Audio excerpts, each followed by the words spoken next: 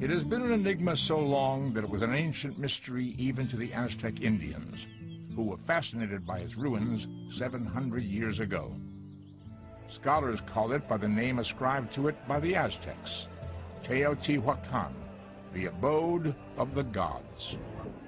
The Teotihuacanos were really the mystery people of ancient Mexico, because although they built the largest single city and one of the largest civilizations of ancient America, we don't know who they were. We don't know what language they spoke. We don't know which ethnic group they were. One of the most intriguing revelations is that it was laid out according to a set of alignments that linked it to the movements of the stars relative to the surrounding mountains.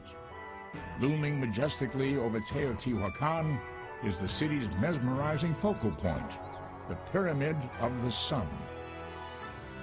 20 stories tall, measuring more than 700 feet to a side at its base, it rivals the Great Pyramid of Giza in Egypt. But unlike that structure, its principal function was not as a tomb for a king. Instead, the Pyramid of the Sun may have been a monument marking Teotihuacan's most sacred spot. Hidden directly beneath it lies a mysterious cave. It extends 330 feet from its mouth near the base of the pyramid to a point beneath its center. Scholars think this cavernous expanse may have been where Teotihuacanos believed the world was created.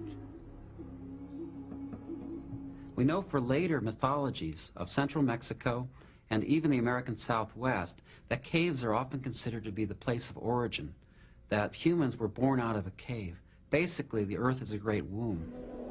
The cave under the Pyramid of the Sun may have been the cave. Some scholars believe the Teotihuacanos were driven to create a utopia in order to find favor with their gods. Scholars point to the Teotihuacanos' art as evidence of this belief. They seem to be really emphasizing the importance of the group over the individual, the importance of balance, the importance of community. And I think that's one of the major strengths of this site, was they had sort of a cult of the warrior, a cult of the soldier, that you would die for the common benefit of the group.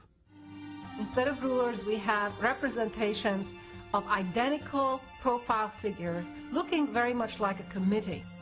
So we have a representation at Teotihuacan of a rulership that kept a very low profile and that made very sure that not a single individual was elevated above the rest. In other ancient cultures, the literary record often revolved around the exploits of its rulers. Almost inconceivably, this highly advanced culture left behind no evidence of a written language. Religion has to have been the cement that kept Teotihuacan together. And we know this not only from the enormous size of the major temples, but also from the fact that religious activity was associated with everybody at every level. Unlike other religions in which life is looked upon as a gift from a supreme being, they believed that life was theirs simply because they forcefully took it from the gods. For the Teotihuacanos, the most effective method of appeasing their gods may have been to return to them a measure of the human life that was originally taken from them. So the death of a select few humans may have ensured life for the rest of the people. But in the 8th century, this utopian paradise mysteriously crumbled. Apparently, a fateful choice was made. Nature would be sacrificed so their great city could live. Teotihuacan, just to be built, is causing an incredible environmental desecration up in central Mexico.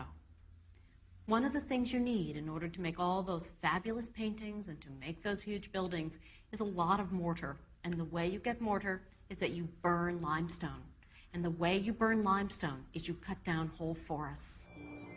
Some scholars believe that the desecration of the environment might have enraged not only the gods, but the city's inhabitants, spurring rebellion. A gleaming utopia born 2,000 years ago passed into legend. Yet the ruins remain silent and unyielding, forever concealing the mysteries of the great civilization and their utopia that once thrived here.